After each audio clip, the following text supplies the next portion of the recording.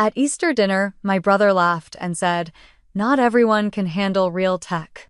Everyone chuckled except my grandma. Then she dropped one sentence that changed everything. "Stay with me because this isn't just about ego or family drama, this is about reclaiming your worth when no one's listening." At 32, Lindsay Hayes had built a career most people would envy. She oversaw strategic acquisitions at one of the largest enterprise software companies in the Pacific Northwest, managed a high-performing team, and made decisions that moved millions of dollars. But if you asked her family what she did, they'd probably say something vague, something about marketing or business stuff, and then quickly pivot to talk about her younger brother Jake. Lindsay had never corrected them. Not really. Over time, it had simply become easier to stay quiet, to let them assume, to disappear behind the narrative that had always cast her as the supporting character in Jake's story. The Hayes family lived in a modest, well-kept home in the suburbs of Portland, where the lawn was trimmed just right and the neighbors waved politely on trash day. Richard, their father, had been an accountant for 30 years and still couldn't figure out how to reset the Wi-Fi router without calling Jake. Their mother, Claire, a high school English teacher, had long since surrendered any claim to technological literacy. For them, Jake was nothing short of a marvel, coding his own games by age 11, taking apart computers just to rebuild them better, winning science fairs before most kids figured out how to spell algorithm. Lindsay, in contrast, had been the organized one, the helpful daughter who kept the household calendar updated and made honor roll year after year without anyone really noticing.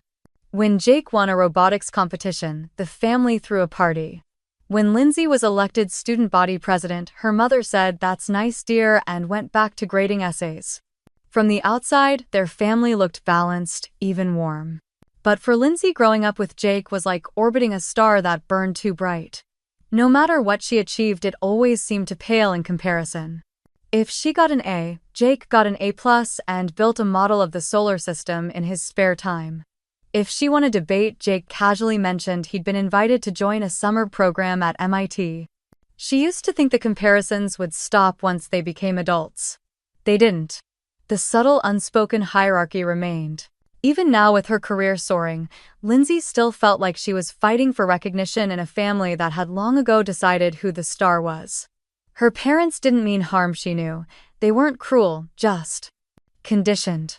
Conditioned to expect brilliance from Jake and responsibility from her. To them, it made perfect sense that Lindsay was stable and reliable while Jake was brilliant and visionary. Those were the roles they had silently assigned their children long ago, and roles, as Lindsay had learned, were hard to rewrite. The only person who had ever truly seen her outside those roles was her grandmother, Edna. At 78, Edna was a force of nature, sharp, curious, and fiercely independent. She'd been a mathematics professor in the 1970s, one of the few women in her field at the time, and she had never lost her edge.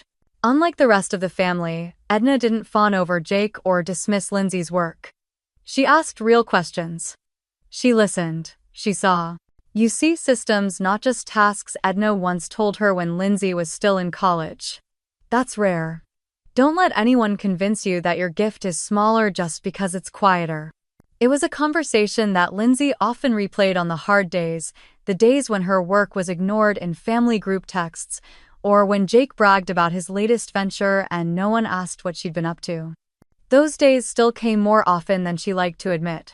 In college, Lindsay had chosen business not because she lacked ambition, but because she was drawn to strategy, to structure, to building solutions that worked beyond code. Yet even then, Jake's words lingered, so. Spreadsheets and presentations. Cool, I guess. Not everyone's cut out for real tech. She had smiled and swallowed the sting. Over time, Lindsay learned to turn that sting into fuel. She studied harder, worked longer, taught herself enough programming to hold her own in technical meetings, not to compete with Jake, but so no one could dismiss her as just another marketing girl. She became fluent in both languages, people and product, business and technology. And still she said nothing at family dinners. What would be the point? She knew how the story went. Jake was the innovator. Lindsay was the sister who kept things organized. It had become the family's favorite fable, retold year after year, with minor updates but the same ending. Every Thanksgiving or birthday dinner played out like a well-rehearsed script. Jake would command the room with stories of his latest project, complete with acronyms and technical jargon that made everyone nod in awe. Their parents would beam with pride, even when they didn't understand a word he said. And Lindsay. She would smile, pass the salad, and keep her success tucked safely away like a secret. Edna, though, always met her eyes across the table. A subtle wink. A raised brow. A silent reminder. Your time will come. Lindsay wasn't sure she believed that anymore. But she held on to the possibility, not out of bitterness, but out of hope. Because somewhere deep down, despite everything, she still longed to be truly seen by the people she loved. Not as the responsible sister or the support act in Jake's show, but as herself. A woman with vision, with depth, with power. Quiet power perhaps, but power nonetheless. Lindsay chose business school not because it was easy, but because it made sense. She had always been drawn to patterns, how decisions affected outcomes, how people moved within systems, how influence could be built quietly, not just asserted loudly. Strategy fascinated her not just in theory, but in practice. While Jake dove headfirst into engineering at Stanford, basking in the prestige and intensity of his computer science courses, Lindsay enrolled at the University of Washington with a focus in business analytics and organizational leadership. It was the kind of program that didn't get headlines but created the people who actually made companies run. When she shared her decision with Jake over winter break, he raised an eyebrow, leaned back in his chair, and offered a smirk that still made her stomach knot when she remembered it. Business, huh, he'd said, tapping his fingers on the table like a metronome of disapproval. So basically, you'll be making PowerPoints and color-coded spreadsheets about products you don't really understand. That's cute. The word cute hung in the air like a slap. Her parents hadn't said anything, Dad had chuckled softly, Mom looked vaguely amused, and Lindsay had excused herself to the kitchen under the pretense of needing more coffee. But it stayed with her. It always stayed. Jake's words had a way of becoming invisible ink in the margins of her life, flaring up under pressure and doubt. Still, Lindsay didn't confront him. She never had. Instead, she went back to school and did what she always did. She worked hard. She immersed herself in classes on market behavior, project management, behavioral economics. She joined the university's entrepreneurship incubator not to pitch an idea but to understand how ideas were shaped, funded, scaled. Her professors praised her for her grasp of macro-level decision-making, her uncanny ability to map out the long game. But something still gnawed at her, something Jake had planted. The unspoken implication that she wasn't really in tech, that without knowing how to build the machine she couldn't possibly understand its purpose. And that implication was echoed everywhere in internship interviews where male candidates were praised for technical chops, in classrooms where girls were still interrupted more often than boys, even in team projects where she was quietly asked to just handle the slides. Lindsay didn't need to code to succeed, but she needed to understand enough to be taken seriously. So she started learning. Quietly on her own after classes and work-study shifts. She downloaded tutorials, subscribed to online programming courses, and began building rudimentary Python projects from scratch. HTML, CSS, JavaScript, slowly line by line she began decoding the language of the world Jake had used to shut her out. It was excruciating at first. Nothing came easily. She wasn't a natural programmer, her brain didn't fire in logic puzzles the way Jake's did. But she was persistent. And persistence, as it turned out, was a skill just as powerful as raw talent. While her classmates partied on weekends or relaxed between exams, Lindsay stayed up late in the communal study lounge, hoodie, pulled tight earbuds in, staring at cascading lines of code and error messages that felt like riddles she was born to solve. No fanfare. No audience. Just grit. The only person who seemed to notice was Ethan. They'd met in their junior year when she spilled tea on his notebook in the campus cafe. He was a history major, with sharp eyes, quiet confidence, and a sense of humor that gently chipped away at her defenses. They started studying together, then dating, then sharing pieces of their lives in that tentative way you do when you're still figuring out if it's real. Ethan didn't understand coding, but he understood her. He never once asked why she pushed herself so hard, but he always brought her coffee before her late-night study sessions. When she doubted herself, he reminded her of the way she saw connections others missed. When she failed because yes, she failed often in those early coding attempts, he never saw it as defeat-only process. "You're building a bridge," he told her once when she confessed how overwhelming it all felt. "One piece at a time. And you'll cross it when you're ready." With him, Lindsay didn't feel like she had to prove anything. And that freedom, rare and radiant, only made her more determined. She didn't need to become a software engineer. She didn't want to. But she wanted to speak the language. She wanted to walk into a boardroom or a product sprint and hold her ground, not by parroting jargon but by truly understanding the mechanics beneath the surface. She didn't want to be in the background anymore. Not in her career, not in her family, not in her own life. It took her 2 years to reach the level where she could confidently sit in on technical meetings without feeling like an imposter. By the time she graduated, Lindsay had completed a capstone project that integrated user experience metrics with back-end data analytics, a hybrid approach that caught the attention of DigiPath, a growing B2B tech company in Seattle. She got the offer 2 weeks before graduation. It wasn't glamorous. The title was Modest Junior Marketing Associate and the pay was average. But it was a foot in the right door, one with product teams and developers and an environment where she could apply everything she'd taught herself. Jake didn't ask about the job. At the family barbecue that summer, he barely looked up from his phone when she mentioned her new role. "Marketing," he said. "Nice. Hope they let you design the swag bags." And again, Lindsay said nothing. Not because she had nothing to say, but because her words were meant for bigger rooms. She didn't need to fight Jake for attention anymore. She would earn her space where it counted. And slowly, silently, that's exactly what she began to do. 10 years. That's how long it took Lindsay to climb from a junior marketing associate to director of strategic acquisitions at SynergyWorks. 10 years of working harder, longer, smarter than anyone around her. 10 years of learning how to navigate boardrooms full of men who barely looked up when she entered. 10 years of building not just a resume but a reputation, one defined not by titles or ego but by results. And yet, back at home at family dinners and holiday gatherings, she remained invisible. They still thought she worked in marketing. Not in the dismissive way some strangers might say it, but in the way that made it sound like she handed out samples at trade shows or scheduled tweets for product launches. Even when she tried to explain briefly, humbly, they nodded, smiled, and pivoted to the next round of Jake's triumphs. His latest startup had just closed a seed round. His latest tech piece had been published on some industry blog. His latest product demo had gone viral at a conference. There was always a new chapter in the gospel of Jake, and Lindsay had long since accepted her role in the pews, not the pulpit. She never corrected them.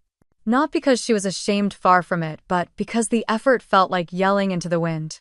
Besides, if she'd said, "I oversee multi-million-dollar tech acquisitions for one of the most competitive firms in the industry," someone would have made a joke. Something about her finally doing something important, or maybe a dig about how Jake must have rubbed off on her. She could already hear her uncle's laugh, her cousin's smirk, her dad's absent-minded nod. So she stayed quiet. She let them believe what they wanted to believe. Until that night. It was a birthday dinner for their mother Claire's 65th, and the extended family had gathered at a bistro downtown that Lindsay had recommended. It had a private room in the back and just enough ambient noise to drown out awkward silences, which she assumed would be abundant. But the room had been loud, very loud, with Jake's voice dominating the space. He sat at the head of the long table, flanked by Heather, his ever-gracious wife, and their father, who leaned in with rapt attention as Jake discussed something about machine learning models and venture scaling. Lindsay sat 3 seats away next to her cousin's husband, who was kind enough but kept asking if her job involved Instagram influencers. She smiled politely, corrected him twice, and then gave up. Her wine glass emptied faster than she'd intended. So Lindsay, Uncle Don eventually piped up, slapping his napkin on his knee. "Still doing that marketing thing?" She opened her mouth to answer, but Jake beat her to it. "Yeah," he said, not looking up from his plate, "she's at SynergyWorks.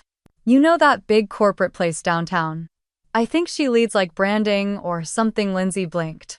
The room had gone just quiet enough to make the exchange audible.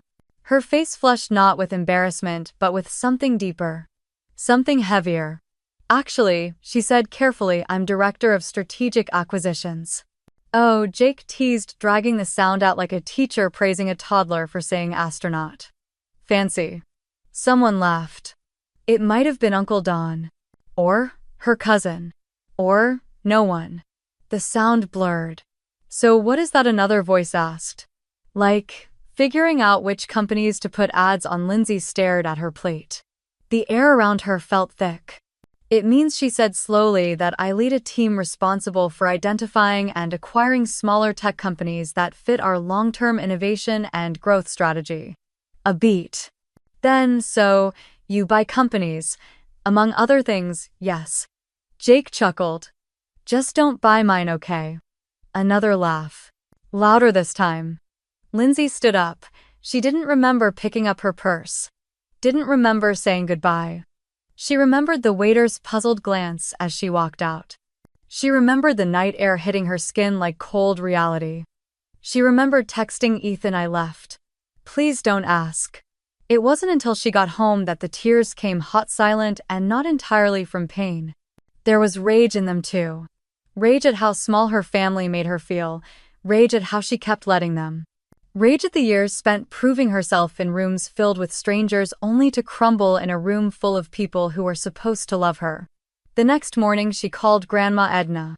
The older woman answered on the third ring. I was wondering when you'd call, she said without greeting. Lindsay managed a watery laugh.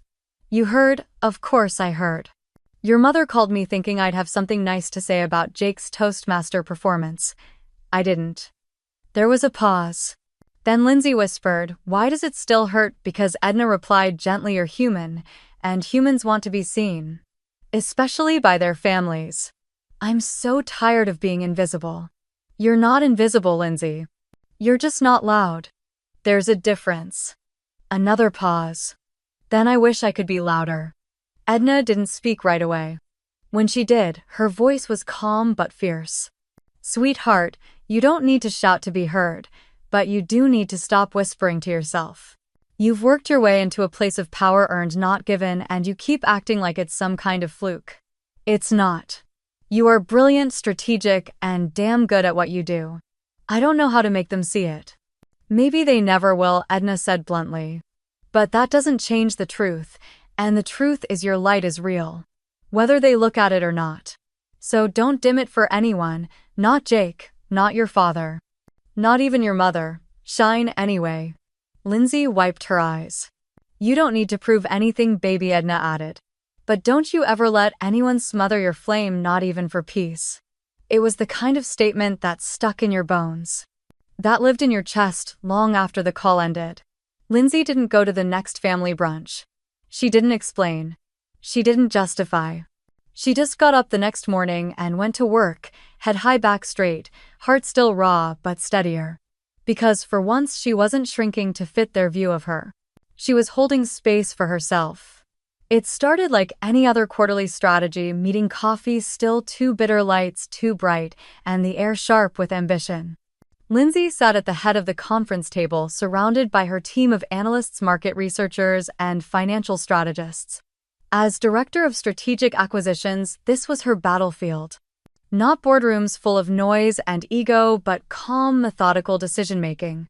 No pitch decks, no grandstanding. Just data models and intuition sharpened by years of navigating uncertainty. Her assistant Parker slid a binder across the polished table.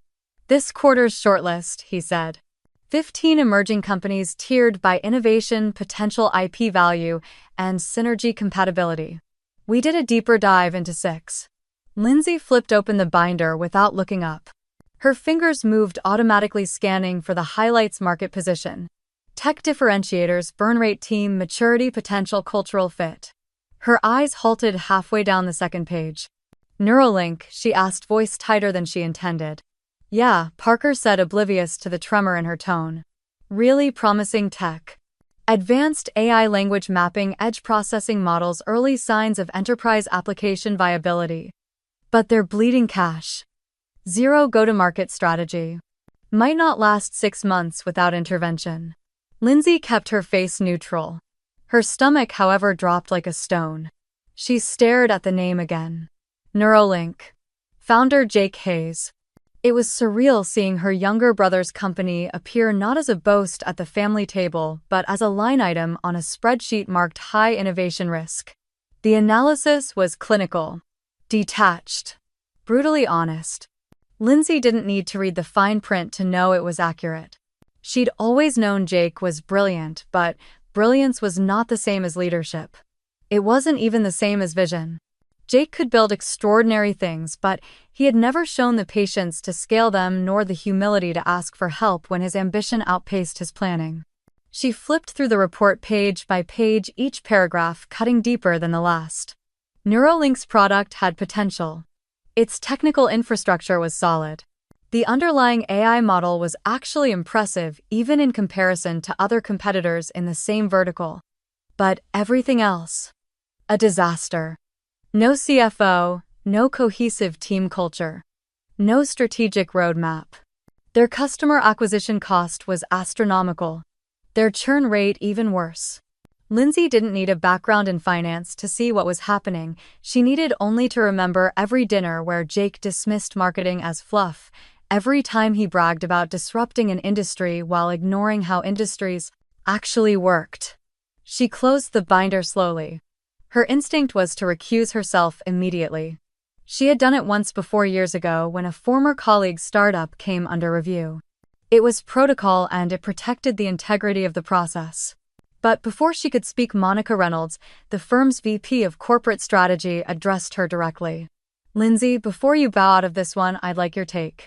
Not as a decision maker, just as a strategic advisor. Lindsay hesitated. I have a personal connection to the founder. Monica nodded. We figured. But you know this sector better than anyone in the room. And frankly, you have the cleanest lens when it comes to assessing if this tech has a place here. Just advise. We'll keep it documented. Lindsay wanted to say no. She wanted to run.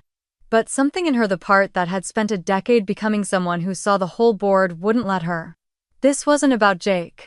It was about whether Neuralink, despite its mess, could bring real value. So she agreed. Quietly. Professionally. And then, after the room cleared out, she stayed behind and read the report again. Line by line, it was all there. The innovation was real. Jake had built something with teeth. But the foundation was crumbling underneath him. The projections were built on ego, not evidence. The internal communications were a mess, engineering in silos, no coordination with user experience, no customer success team. Lindsay recognized the classic mistake of gifted builders mistaking technology for strategy, talent for leadership. Her fingers tightened around the edge of the binder. Jake would never admit it, but this company, his pride, his proof of genius, was sinking. And unless someone intervened, unless someone with structure and discipline stepped in, Neuralink would fold quietly. No IPO. No acquisition headlines. Just another failed startup in a crowded market. For a moment, she let herself imagine the headlines Jake probably hoped for. She could even picture his LinkedIn post. After much consideration, I've chosen to strategically align Neuralink with SynergyWorks to accelerate our mutual vision. The language of pride wrapped around the reality of rescue. But here in this room, Lindsay saw the truth. She wasn't here to hurt Jake. She wasn't even here to save him. She was here because her job was to see what others missed. And that included watching someone who had never once taken her seriously nearly sabotage his own creation out of arrogance. She sighed and made her notes. It wasn't personal. Not yet. But it was sobering how easily ego could ruin even the most promising work. Jake wasn't a villain. He was just one more talented man who thought having the loudest voice in the room meant he knew everything worth knowing. And she, quiet, strategic, never once needing to raise her voice, was now the person deciding whether his company lived or died. The irony would have been poetic if it weren't so sad. Easter Sunday at the Hayes household looked like something from a lifestyle magazine: polished silverware, pastel linens, deviled eggs arranged like jewels on a ceramic platter, and a honey-glazed ham that shimmered in the center of the sile table. But for Lindsay, the scene might as well have been a battleground. The war wasn't loud or obvious, there were no raised voices, no slammed doors. The weapon of choice here was narrative.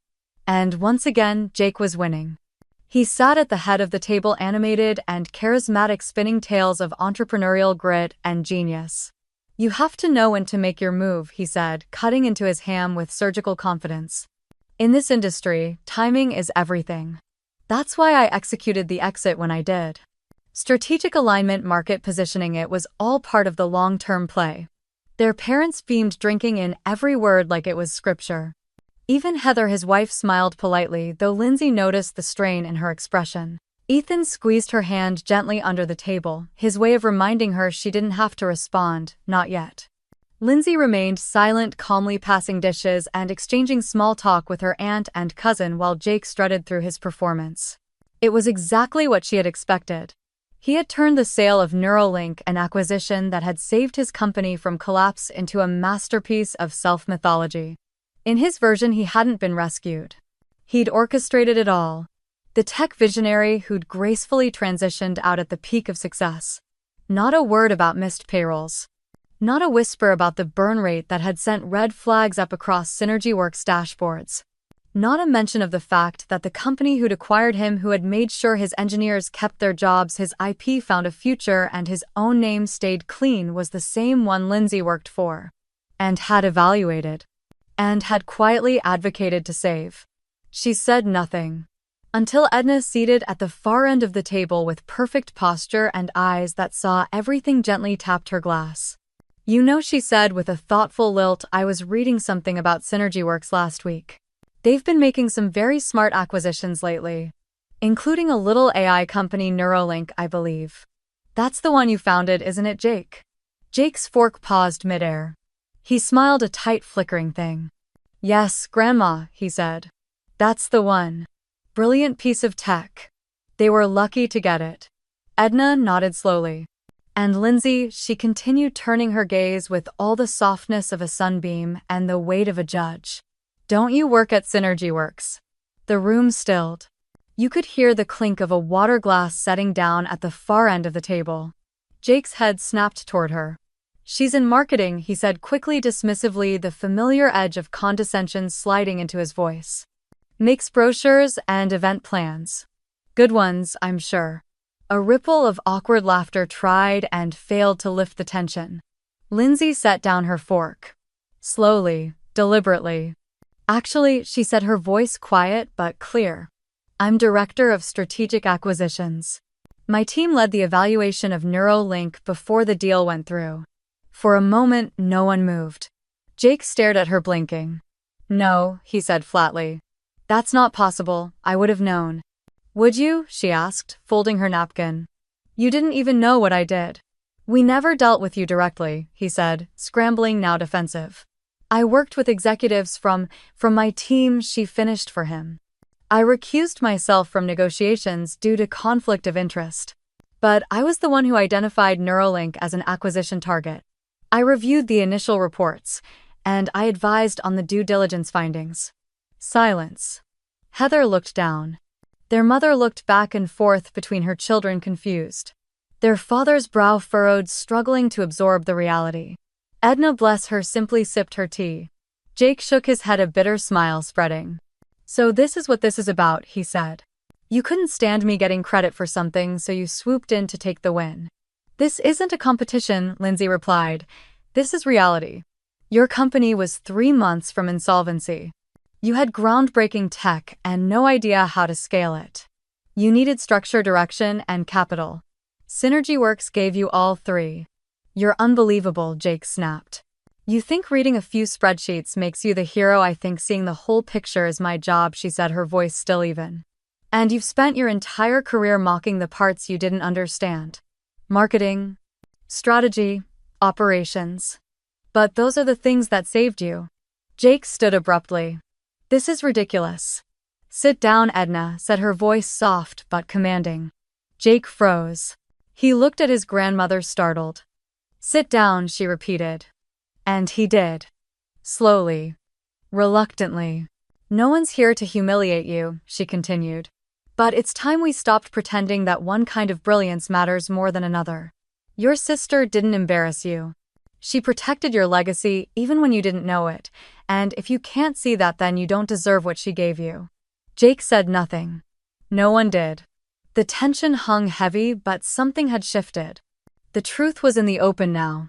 Not shouted, but standing tall nonetheless. Lindsay reached for her water. Her hands didn't tremble. For once, she didn't feel like she was fighting for oxygen in a room too full of Jake's voice. She had said what mattered, and that finally was enough. The front door slammed with a finality that shook the entire table. Jake was gone. No parting shot, no dramatic apology. Just the echo of his anger trailing into the quiet suburbs. For a few seconds, no one moved. The air had become thick with the weight of truths finally spoken, the fragile scaffolding of family illusion crumbling into silence. Edna looked down at her teacup. Lindsay stared at the last untouched slice of ham on her plate. Her mother twisted her cloth napkin between her fingers. Her father looked stunned, like he was watching a storm he hadn't seen coming, even though the sky had been rumbling for years. It was Heather who finally broke the silence. "I think maybe he needed to hear it," she said softly, her voice trembling. All eyes turned to her. Heather, who had smiled through every dinner, nodded through every one of Jake's monologues. Heather, who rarely spoke unless it was to gently steer a conversation or soothe someone else's discomfort. She took a deep breath, then looked straight at Lindsay. "You saved us," she said. "You saved him. And he's too proud to say it, but I'm not." The words struck Lindsay like a quiet wave, unexpected, steady, and warm. Neuralink was drowning. Heather continued, her voice barely above a whisper now. "We were 3 missed payrolls away from collapse. Jake didn't want to admit it, but he couldn't sleep. We took a second mortgage on the house. I offered to sell my car, and he wouldn't even talk about it. He just kept saying the next funding round would solve everything." She paused. When the offer from SynergyWorks came through, it was like someone opened a window in a burning room. We could breathe again. Lindsay sat motionless, stunned. She had known the company was in trouble, had read the data, the financials, the trend lines.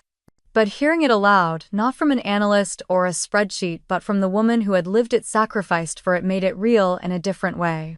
She didn't know what to say, so she simply nodded, her throat tightening. Heather turned to Lindsay's parents. "I know Jake can be," she hesitated, "loud and self-assured and hard to reach, but he's not a bad man. He just has trouble when things don't go according to the story he tells himself." And in his story, he was always the one leading the charge. The genius. The provider. Losing control, needing help felt like failure to him. She paused again. But Lindsay. She didn't just help, she made sure he didn't fall apart in front of everyone. She protected him. Her voice broke on that last word. Their mother looked stricken. Her eyes darted between Heather and Lindsay like someone watching a film but only just now realizing who the main character was. "Sweetheart," she said softly to Lindsay, "why didn't you ever tell us?" Her voice was full of a kind of quiet grief, not just for what had happened tonight but for all the years before it. Lindsay breathed in slowly. "Because you never asked," she said, not with bitterness but with a clarity that was almost gentle. "I tried once or twice, but Jake was always the star of the conversation. And after a while I just stopped trying to compete." "But we didn't mean to overlook," your father said, brows furrowed. "We just assumed. You assumed that because I wasn't loud I wasn't doing anything worth noticing." Lindsay replied. "That because I didn't brag or make a scene I must be fine in the background." Her mother looked down. "I'm so sorry," she said. "I think we just got used to Jake being the one who needed the spotlight. And we didn't realize how much we were missing." "It's okay," Lindsay said, though the words felt both true and not true at the same time. She was okay eventually, but there had been years when she hadn't been. Years of swallowing disappointment, of shrinking herself to fit the mold of the quiet, reliable sibling. Years of building a life in silence because no one had made space to hear about it. The pain was old, but it still stung when exposed to air. "I used to think," Lindsay continued, "that if I just worked hard enough, you'd eventually see me. Not just look at me, but see me. For who I am. For what I've built." But I've realized something: I don't need validation from anyone else to know what I'm worth. I know now. I know I'm not small. I'm not the background character in someone else's success story. I'm the architect of my own. The room was quiet again. But this time it wasn't uncomfortable, it was reverent. Heather reached across the table and touched Lindsay's hand. "Thank you," she whispered. "Really?" Lindsay gave a small smile. "You're welcome. And thank you for being honest." Their father cleared his throat. "I want to learn more. About what you do. About how you got here. I feel like I've missed the whole story." "You still have time," Edna said, her voice as steady as always. "If you're willing to listen." He nodded. Lindsay looked around at the faces of her family, stunned, humbled, maybe even changed, and felt something she hadn't expected to feel: release. The wound of invisibility didn't vanish, but it no longer festered in the dark. It had been aired. Acknowledged. And somehow in that truth there was healing. She found him on the front porch, hunched over with his elbows on his knees, staring out at the quiet street like he was watching a world he no longer belonged to. The sky had dimmed, fading from spring blue to a soft gray, and a breeze swept loose petals from the dogwood trees down onto the walkway. Jake didn't look up when she stepped outside. He didn't have to. He knew it would be her. Lindsay sat beside him, keeping a small space between them. For a moment, neither spoke. It wasn't awkward, it was tentative. Fragile. Like they were balancing on the edge of something important. "You came out here to gloat," he said finally, his voice flat, brittle. "No," she replied. "I came to talk." "What's there to talk about? You won. You finally proved you were smarter than me." She shook her head. "This isn't about winning." He let out a humorless laugh. "Easy for you to say. You've got the job, the respect, the control. You walked into the same boardroom that swallowed me whole and made it yours." She turned slightly toward him. "You really think that's what this is about? You think I did all of this, worked for years, built a career, made tough calls just to get even with you? Didn't you?" he asked, but his tone lacked conviction. "No, Jake," she said softly. "I didn't do it because of you. I did it in spite of you." The words hung in the air. Not cruel. Just true. He looked down at his hands, fingers threaded together like he was holding something that might break. "I don't know who I am if I'm not the genius," he said finally. "That was the only thing I ever had. The only thing anyone ever noticed." Lindsay's chest tightened, not with anger, with something closer to grief. She had spent so many years resenting him, building walls to protect herself from his dismissiveness, his arrogance. But now here he was, cracked open, raw, and disarmed in a way she had never seen. "You don't have to be the genius to be worthy, Jake," she said. "You don't have to be the best in the room to matter." He turned to her, then, eyes searching. "But if I'm not exceptional, then what am I?" She paused. "You're the person you could have been all along if you weren't so busy trying to be better than everyone else." The answer hit him harder than she expected. He flinched just slightly and looked away.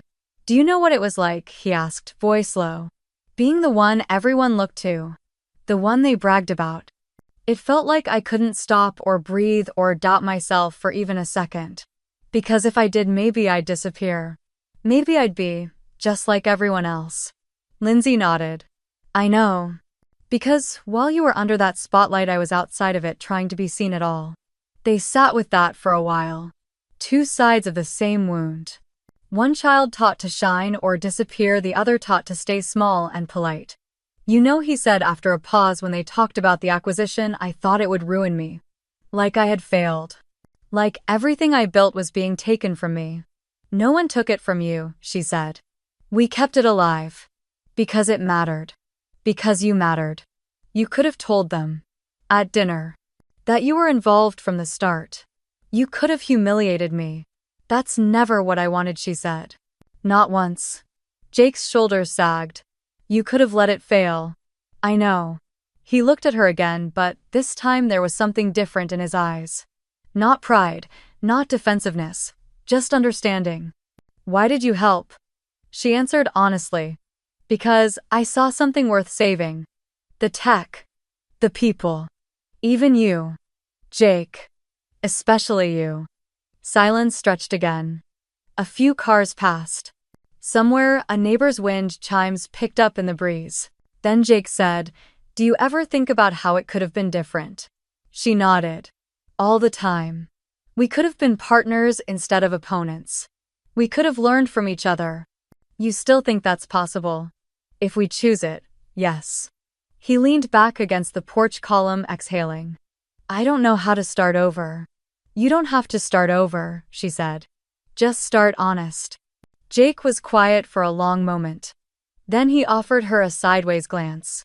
"You're a better strategist than I gave you credit for." "You're not bad at building things," she replied. "You just need to build with people, not around them." He gave a faint smile. "Do you think they'll ever see me differently?" "They might," she said. "But the more important question is, will you?" He looked down, let the words sink, and then gave a small nod. "You think there's still a place for me at SynergyWorks?" "I know there is, but it won't look the same. You won't be the guy calling all the shots. You'll be part of a team." "You think I can do that?" She looked at him, truly looked. "Yes. If you're willing to learn." Jake leaned forward, resting his arms on his knees again. "I've spent so long trying not to be less that I forgot how to be more in the ways that actually matter." "You're not alone in that," she said. "But now you get to rewrite the story." "We both do." They sat in silence again, but this time it wasn't heavy. It was a kind of peace, uneasy maybe, but real. The first peace they'd had in years, not because everything was resolved, but because they had finally stopped performing, stopped hiding, and started telling the truth. 3 weeks after Easter dinner, Jake walked through the glass doors of SynergyWorks, not as a founder pitching his vision, but as a technical advisor trying to find his place in someone else's. In Lindsay's company. He didn't say much on his first day. He showed up early, wore a crisp button-down, and kept his shoulders straighter than usual, as if willing himself into humility. Lindsay watched from a distance, quietly alert, unsure whether this collaboration would heal old wounds or simply resurface them in new costumes.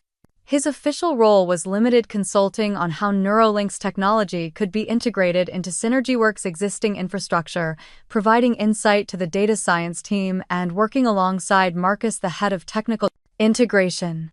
Lindsay made it a point to not hover. She'd done her part, gotten him through the door, vouched for the value of his work, shielded him from the shame of failure. Now it was up to him. To her surprise, Jake adapted. Slowly, awkwardly, but earnestly. He began attending team syncs, asking questions instead of dominating conversations. He reviewed feedback without argument. Sometimes he even admitted when he didn't know something. And when Lindsay did cross paths with him in the cafeteria or hallway, the interactions were human, unforced. Tentative, yes, but without the sharp edges that once defined them. On the second Friday of his onboarding month, Lindsay walked into the integration lab and found Jake at the whiteboard sketching out a revised data pipeline for the language model. One of the engineers, Rachel, a quiet genius with no tolerance for tech bro nonsense, was nodding along, genuinely engaged. This restructure would cut latency by nearly 40%, Jake was saying, tapping the final node. "We'll need input from analytics to confirm the user impact, but the architecture's sound." Rachel raised an eyebrow. "We'll need project buy-in across 3 departments. But it's smart. You think the system can handle the migration load?" Jake turned, almost smiling. "If we stagger it." "I already looped in IT." Lindsay stepped back unseen, a strange warmth rising in her chest. This wasn't the Jake she had grown up with. This was someone who had finally begun to value not just being brilliant, but being useful. 2 weeks later, their parents came to visit. It wasn't an official tour, just a quiet morning visit prompted by their father's tentative. "We'd like to understand what you both actually do." Lindsay had arranged a soft agenda, coffee in the atrium, a walkthrough of the innovation wing, a peek into the strategy room. She didn't expect much. She had learned not to. But when her mother walked into the open plan leadership floor and saw Lindsay standing in front of a team of analysts directing a conversation with clarity and purpose, something shifted. It was in her eyes. Not confusion. Not polite interest. Something closer to awe. Lindsay didn't even realize Jake had drifted to their side until he spoke. "This is where the real magic happens," he said, nodding toward the glass-walled strategy pod. Everyone talks about the tech, the code, the models, the product. But if you don't have someone who knows how to translate that into vision, it all falls apart. He paused, then added voice, lower but sincere. She's the one who knows how to keep things from falling apart. Their father looked over at Lindsay stunned. You manage all this. Lindsay smiled. I manage the part that makes everything else make sense. Jake chuckled, nudging their dad gently. Told you, she's the architect. I just write elegant functions. For the first time in her adult life, Lindsay saw her father's eyes well up, not with confusion or worry, but with pride. Real unmistakable pride. It was disorienting. And healing. They walked past the Neuralink integration suite where Jake casually explained the language model reconfigurations. Their mom nodded, not pretending to understand the details but listening intently. And who came up with the idea to fold it into this platform, she asked. That was Lindsay, Jake said without hesitation. She identified the value before anyone else did. He said it without irony. Without qualifiers. Just truth.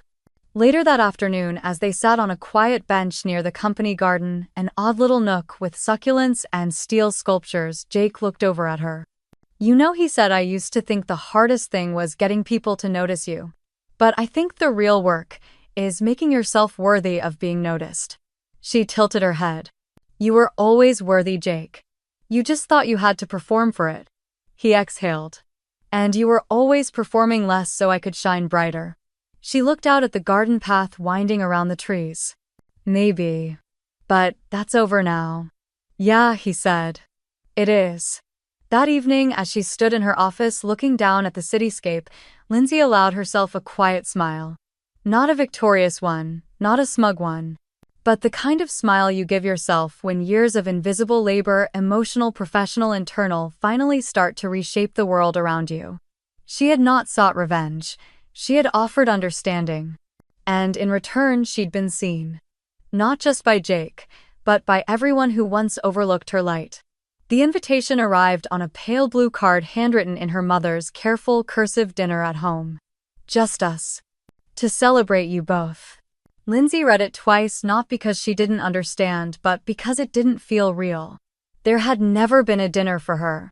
Not one that didn't also include Jake's awards, Jake's launches, Jake's latest genius endeavor. But here it was. A quiet offering.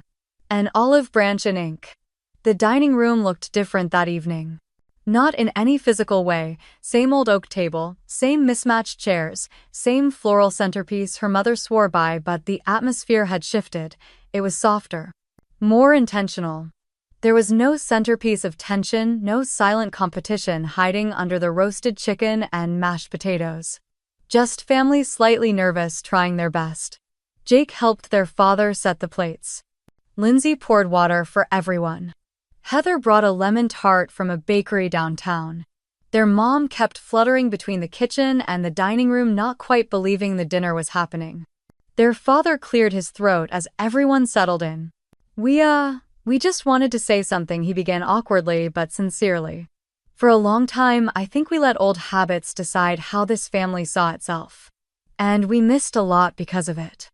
Their mother reached for Lindsay's hand. We're proud of you. Both of you. In different ways. For different reasons. And we're sorry it took us this long to say it. Jake nodded. She's right, he said, glancing at Lindsay. You've always been the one holding things together even when we didn't notice. The words settled on her shoulders like a shawl, warm, surprising, gently earned. Then, as if on cue, Edna lifted her teacup and spoke in that precise, calm voice that had always sliced through the noise without raising its volume. People often celebrate those who dream big, she said, but they forget that dreams like buildings collapse without foundation. It takes someone steady, someone quiet, someone with vision not just to dream but to build. She turned toward Lindsay and Jake. Jake, she said, you have fire. That's never been in doubt. But Lindsay, her eyes softened, you are the one who kept the flame from burning the house down. The room went still. Edna smiled. The world needs both kinds. But one must never forget the other. Jake lowered his head slightly, thoughtful. No defensiveness. Just respect. Lindsay reached into her bag and pulled out a small envelope. She passed it across the table to Edna. "I wanted to give you this," she said. "It's long overdue." Edna opened it gently. Inside was a photograph faded slightly at the edges. It was from years ago, a little girl with oversized glasses sitting at a cluttered dining table next to an older woman with a math textbook open between them.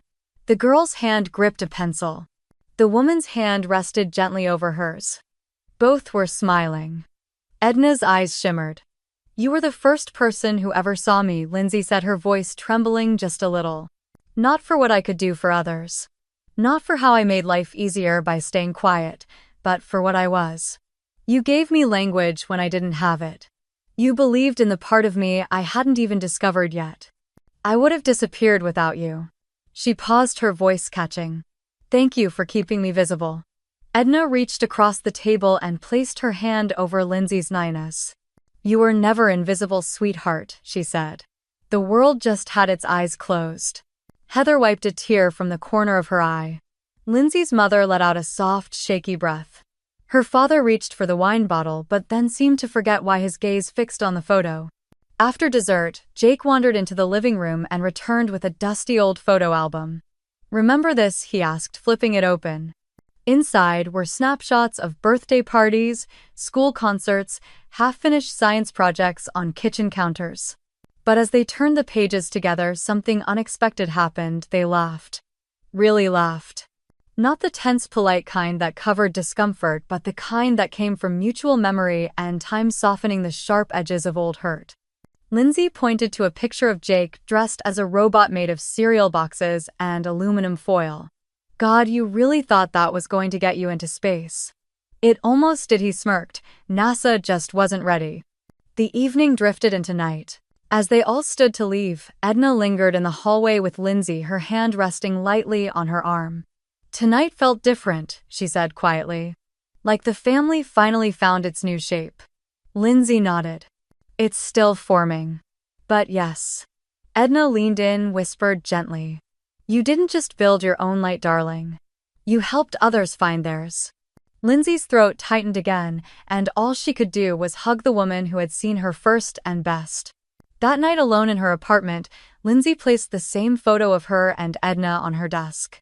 She looked around at the pieces of her life now visible: photos of her team, a framed article from a tech journal naming her one of the most influential women in enterprise innovation, a thank you note from one of her mentees. She had once believed that success meant being louder, more dramatic, more like Jake, but she had forged another way. A quieter way. A way that didn't shout but still resonated. And now finally they were listening. The ballroom buzzed with a low current of anticipation. It was the annual Tech and Strategy Futures Conference, an event that drew founders, analysts, investors, and curious journalists from across the country. But this year's program had a twist, a closing talk titled "Beyond the Binary Innovation Business and the Family Factor." The speakers, Jake and Lindsay. Lindsay had hesitated when first approached. The idea of standing on stage next to her brother, talking not just about industry but about their history, felt exposed. Risky. But Jake had been the first to say yes. "If we're going to talk about systems and strategy," he told her, "we should talk about the systems inside families too. The ones we never question." That was how they ended up standing together under the glow of the auditorium lights, wearing twin clip mics as their faces appeared on a pair of massive screens behind them. Jake opened with a joke. Something about failing his first pitch to a room full of VCs but somehow managing to impress his sister, a much harder sell. The crowd chuckled and the ice cracked. Lindsay followed with a story not about code or KPIs, but about the first time she sat through a family dinner and realized her voice wasn't missing, it had been ignored. And what it took to stop shrinking herself to fit old expectations. They spoke not just about tech but about trust. Not just about business models but about bias, the kind that shows up in families and boardrooms, in how we define leadership. Jake admitted candidly that the best thing that ever happened to his company was being told you don't know everything. Lindsay shared how strategic empathy, the ability to read not just numbers but people, had shaped every deal she'd made. When they finished, the audience rose to their feet. Not for the data, not for the industry insights, but because they had told the truth and done it together. After the panel, a young woman approached Lindsay in the hallway. She looked maybe 25 with a startup badge clipped to her blazer and eyes full of something familiar, hunger and hesitation. "I just wanted to say," she began nervously, "thank you for showing that there's more than one way to lead. That you don't have to be the loudest person in the room." Lindsay smiled. "You just have to know when to speak. And what matters enough to say." The woman nodded, and Lindsay watched her walk away lighter, maybe as if something had just been granted permission to grow. Later that evening, back in her apartment, Lindsay kicked off her heels and stood in front of the hallway mirror. The same mirror she had passed 1,000 times. But tonight it reflected something new. She saw a woman who no longer edited herself before she spoke. Who didn't ask for space, she took it with grace. Her reflection stood straight, unburdened. No longer the quiet sister or the support act. Just Lindsay. Whole. Visible. Enough. She thought about Jake, about how far he'd come. About the way he now sent her drafts before he shared them with leadership, asking her opinion, listening. About how he had learned to say "I don't know" without shrinking. About how their parents had started asking real questions at dinner. And about how Edna, when they called her that morning, had simply said, "I knew you two would get here." The long road always reveals the best view. On her desk was a framed version of the old photo, the one of her and Edna at the dining table. Next to it, a newer picture, Jake and Lindsay on stage, laughing under the spotlight. Neither of them had chased, but both had finally learned how to stand in. Lindsay reached for her notebook. Not the work one, the other one. The one where she wrote things she didn't want to forget. She opened to a blank page and wrote, "You don't have to shout to be heard. You just have to choose the right moment to stand up." She underlined it, twice. Outside, the city was humming. Lights flickered across windows like constellations reshaped for human hands. Somewhere down the block, a child laughed. A dog barked. The world always moving. And Lindsay, for the first time in years, felt perfectly still inside herself. Not because everything was perfect, but because nothing needed to be hidden anymore. Not her mind, not her strength, not her voice. Tomorrow, she'd be back in meetings, in strategy reviews, in decision rooms.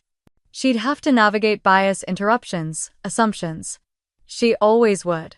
But now she carried something different into those spaces, not just competence but confidence. Not just insight but voice. And that voice didn't have to be loud, it just had to be honest. And she was ready.